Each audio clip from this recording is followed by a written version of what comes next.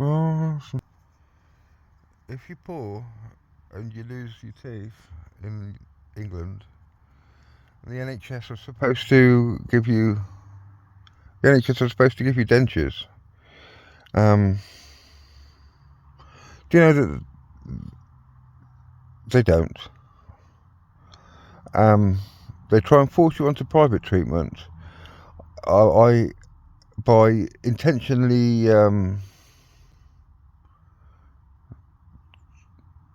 torturing you with 17 visits. So I had to go 17 times to get top dentures. 17 times, 17 molds, right? Because they did it wrong on purpose for 17 times, and then you said to me at the end of it, they were getting a bit fed up with it, and I said, look, I'm unemployed. I have to catch 2 buses every time to come here. Well, I know that, you're doing it on purpose. All to try and make me give in on NHS dentures and buy really expensive and private ones. And also, they won't give you bottom dentures or partial bottom dentures unless you are willing to let them spend, at least another year or 2 maybe, taking out all the remaining roots and preparing your mouth for, I call them screw-ins, implants. They're just screw-ins, really. Yeah, they're just screw-ins. But, implants as they call them. So you just screw in, which they can actually, they can do it in a day. Apparently they can do do them all in a day. I'm not surprised. Because the prices of them, you need to sell your house to get it done. And I said to them, look, even if I had some money, just from out of principle, I would not give you like £24,000 for, I'm sorry. And they said, okay, well, that's it then. Yeah, our relationship is over. So, they literally refused. Well, if I was in charge, I would ban dentistry. I've been through, I've experienced every trick in the book. And if you're poor, and I needed to be poor to understand what it's like to be poor, you can't, it's all, you can't get not even NHS dentures. So, of course, no one will know that. None of the MPs or anything will know that, because they won't become as one with the poor and experience what the poor have to actually suffer, even in it. Going back to that empathy thing again, and leading by example, which absolutely none of them do. They're all off in their ivory towers and their lofty. We've got MPs that think Muslims are bigots. That's what they think. They think Muslims or Muslim views are bigots or something, and they want to impose their view upon them from their nice Islington apartment or something. They want to impose their view by Apache helicopter. How far away is Afghanistan? 8,000 miles away? On people, poor people, the poorest people. That's what I'm saying about empathy. I can't. They can't work out how it might look to God, or how it might look to perhaps an Afghan. The poorest people in the world. The poorest people in the world. I woke up this morning with a pain in my stomach, because I was so hungry in the middle of England. I was freezing cold because I hadn't eaten anything. Even though it wasn't that cold, it was cold last night, but I was, even with the duvet wrapped around me, I was freezing. I woke up freezing because I didn't have any food. I didn't have any food in my belly to keep me warm. Imagine a poor person in Afghanistan, you know, and he's free again. They have freezing nights, you know, and they've also got to contend with, you know, middle-class female Labour MPs living in Islington apartments and flying, basically extending their fascism all the way to Afghanistan and flying Apache helicopters above the poorest people on earth, you know, because they think that they're bigots, or their views, you know, imposing their Western views or their, you know, on these, and yet, of course, it was the Roman Catholic Church and the Jesuit 322 people that did everything that they're using as justification to impose their Western values. They're not Western, you know. They're as they sit in their flat in Islington, thinking that these people are bigots, and that makes me very, very, very. To be honest, it makes me feel sick. Well, I feel sick. I feel sick because I also know that none of them, or very few of them, probably none of them, are actually thinking ever in that way I've just described. Yeah. So again, imagine being a poor person, struggling with that. You wake up in the morning hungry, you're freezing cold because you're not eating enough. You're just trying to survive in one of the poorest countries in the world and one of the richest countries in the world. You know, they've come out of fairyland, you know, where they're a college or something. The middle class Labour MPs, female or male, but there's a lot of females going in at the moment that are like this, from middle class families, and you know,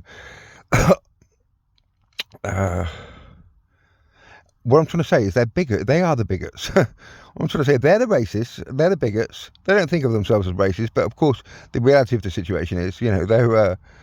It doesn't get any worse than accusing someone else of doing something that you're doing, so you can then use big, strong, muscly men in helicopters to go and impose your view from, you know, missiles and bullets upon the poorest people on the earth. Haven't got a clue what's going on, nothing to do with that, have nothing to do with 9/11, nothing to do with any of the ISIS attacks, and you know, you're so conceited and arrogant and sure of yourselves that you know, you come back after recess and say you know, say protests against you know, Israeli Apache helicopters doing the same thing to Palestinians and Arabs and Muslims, you know, poor people, you know, and the protests against that are totally in a tone like an authoritarian, you know, horrible authoritarian primary school teacher. That it's totally unacceptable that there are protests that might be anywhere near their home and that might you know, prick their consciences. And so instead, what we'll do is we'll ban protests and we'll try and make you feel helpless. We'll torture you because all of those of you who have actually got a conscience and give a shit, we're going to torture you, yeah, because the you know, the abusers have taken over the world, and what they're going to do now is they're just going to torture all the nice people. And God the Creator is going to sit back and do, and you can hear in their tone, absolutely, they think they've got no threat. There's no danger. There's no threats. Right? There's no dangers. There's no threats. You know, absolutely no fear of judgment or anything for what they're doing. And they get this woman to speak in the most pompous way. This has provoked God finally to intervene. English politicians, and they're so sure of themselves. You know, this is totally unacceptable. I mean, I can't even do them. You know, so it was a female politician, female MP, and you can hear all these old all these old male MPs behind going, and we must deal with the causes of terrorism, the causes of hate, causes of, well, yeah, Apache helicopters firing missiles at poor people that have got nothing to do with 9/11. Could that be one of the causes? You stupid old duffer sitting in the background going, ooh, yeah, or whatever they do. I can't even do it myself. You know, here. Getting me all going, here. So they got this, they set her up to do this speech, and then all the old duffers in the background are like, all the men, ooh, here. You know, you people absolutely disgust me. Yeah, you just disgust me. You are the most vile creatures that I have ever had the misfortune of. And you're English, right? You're English, and you're traitors as well. So here I am. I've fled to in my van to. You see out there? You see? So this is it. So I'm starving. I've only got open left. After the open's gone, that's it. I don't know where my next meal's coming from. Literally, I've got no one to turn to. No one to turn to. Everyone completely. I've thought, who could I ask for help? Who could I ask for help for my next meal? Because I don't know where my next meal's coming from after my open's gone. I've been cut off from benefits or anything like that. I've got no fixed abode, so finding actual work is almost impossible. The van's packed up. I've come back here because this is where I grew up. It's Mount Nod in Coventry. It's the nicest. So I said up top there, where you can see up there, there's flats. It could be council flats in the distance there. That's Tile Hill, where my mum lives, in a council flat. That's the rough area. So that's where I learnt as I was growing up. All the kids, all the children that were dangerous. You know, they were violent. They'd start fights for you, but they were dangerous. I mean, some of them subsequently have gone on to murder people. Again, that's where I learned that if you brutalise someone, if you brutalise the children, they become dangerous.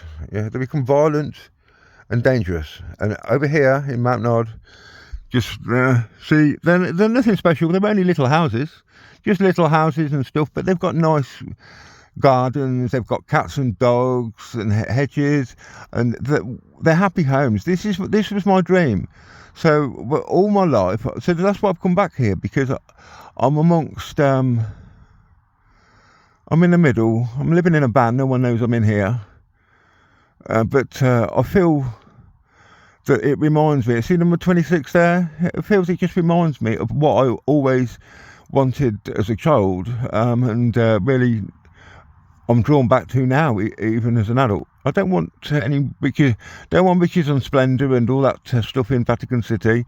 I just want a happy home, as Robbie says, where I can feel real love.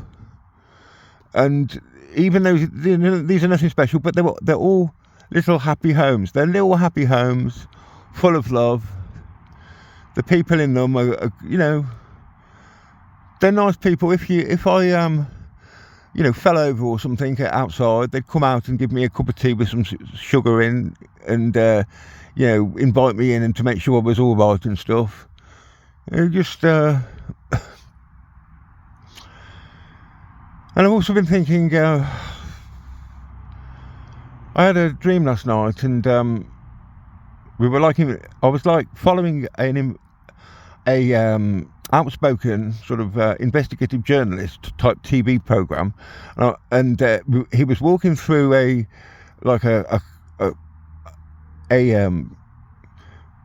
impressive sort of Catholic church, and it was active. There were cardinals with cardinals and bishops and stuff all in there. And we were following. I think it was a cardinal. What the ones that wear the scarlet colour. The scarlet colour tops. Is that a cardinal? And he was like a small guy, and he was following through, and he said, and they were talking. And he said to him, so your cardinal something or other and in the church, and no, the cardinal says that this little guy says, oh, I don't. We're talking about the Bible, and he says, oh,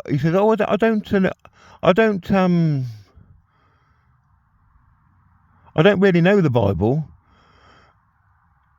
As in, he's never really studied it. This is the cardinal said this, and the investigative report said, "What? So you're like a so and so cardinal in the mother church, and you don't know the Bible?" And the little cardinal guy, he just looked. He looked at the investigative reporter as if to say, "Well, yeah, but should I?" He said, what it was, and the investigative journalist said, "So you haven't read Revelation 17 then?" And then he put his fingers on his shirt, and he said, "Scarlet," and then he put his finger on a bishop next to him and goes, "Purple." And then there was a golden cup in the room, and he goes, "Golden cup," and the prophecies are dressed in scarlet and purple with a golden cup in her hand, golden cup of communion in her hand, and he says Revelation 17, and then I said to the guy who was following him, I was going, yeah, and then it suddenly dawned on me that the cardinal was that we were following. He was like a little guy, and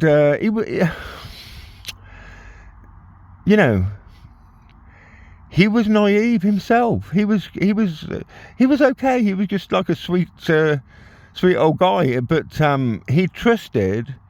They trust more in the sort of the liturgy of the church and stuff. Then he's not. He didn't put the importance in studying the Bible, and it suddenly dawned on me that. But he'll still think that that he's that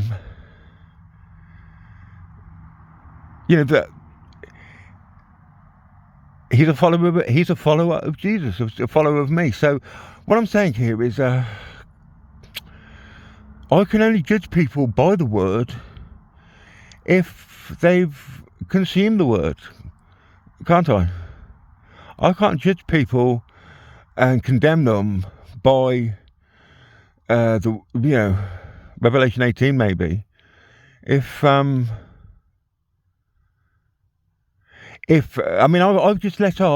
just saved all Catholic people, all Catholic, just your average Catholic person,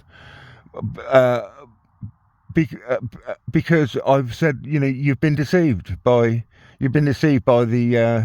the peace of Babylon, and I'm not, you were foolish to be deceived, but you trusted in authority, and you but I'm going to let you off because you just made a mistake, and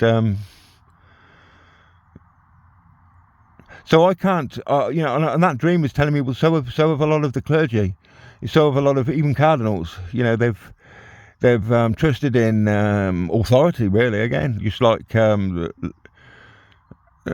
and for that reason, I can't. I've got to also extend my forgiveness to if I've saved all Catholics, and like I say, he was wearing a scarlet coloured shirt.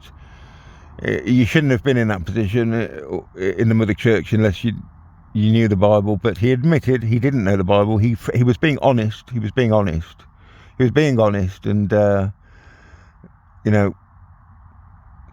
therefore I cannot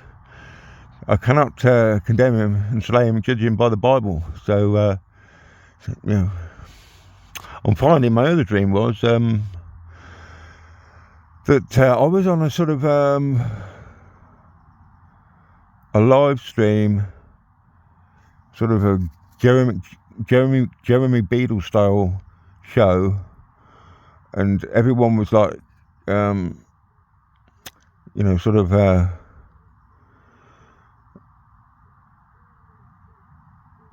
laughing at me for thinking I was God, but they were also at the same time going, because they could see that I was genuinely pouring out my soul and trying to do things for the right reasons. But then I thought to myself, why would the angels set me up?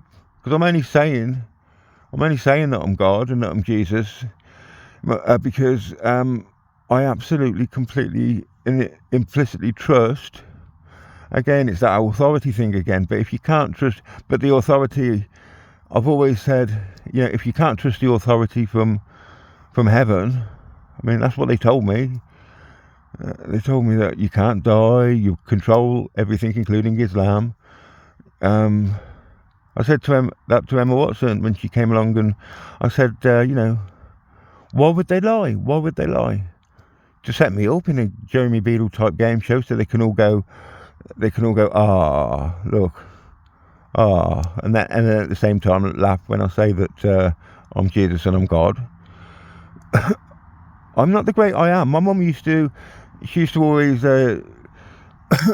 she had a phrase when I was growing up. This is to do with Ben the Humanist, who put it in her mind, I think. But she'd always say, not to me, but just to other people and stuff. Or when she was just talking generally, she'd say, you think you're the great I am. The great I am.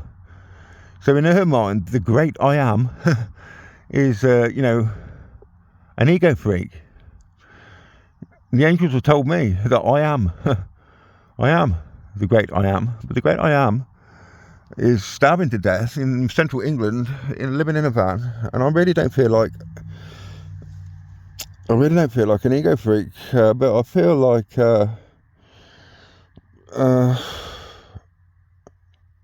and I really don't think that the angels, after being there with me through thick and thin and all the abuse and pain and suffering, so they'd come back at the end of my life and trick me, even for a game show that was live streaming in heaven. I believe that if only the good people get promoted, like my dad couldn't get promoted. I told you why, because he was too Christian-like, he was too honest, had too much integrity. The Freemasons at Warwickshire Lodge wouldn't. He didn't have an evil sort of a selfish sort of I'll do anything type to extend my career side to him, which you need, because you've got to work along with politicians and people like that who do staged events and lie and set people up and stuff. So he didn't get promoted. But the way heaven works, I'd like to believe, and I do believe, is all the best people get into heaven and become angels, and they're the kind of people that wouldn't set me up and wouldn't lie and wouldn't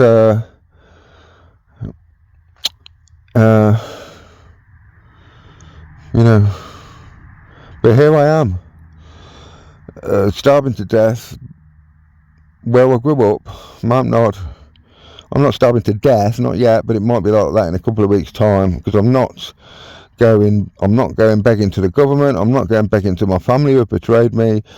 I'm not begging, and I don't put out links. Someone once made me, Stephen, he's gone and abandoned me. He made me. I really regret that he made me now. He made me start up a Patreon account, which only ever got like 4 or 5 Patreons, and now I think I've just got one left for £2.30 a month. £2.30 a month. And I didn't want to do it in the first place, but he forced me to do it. Pretty much forced me. He was, saying, no, I insist, and he's gone and betrayed me after trying to force me into having a Patreon. So, I'd rather not. I always felt I'd rather not. If you want to help me, then help me. But don't you get it? Don't you get it? If you want to help me, help me. But I'm never, ever, ever going to start begging for money. I'd rather die than do that. Okay? And do you know what? I reckon, right? I reckon, just so you know, I reckon the second coming should end with Jesus starving to death in central England. Yeah.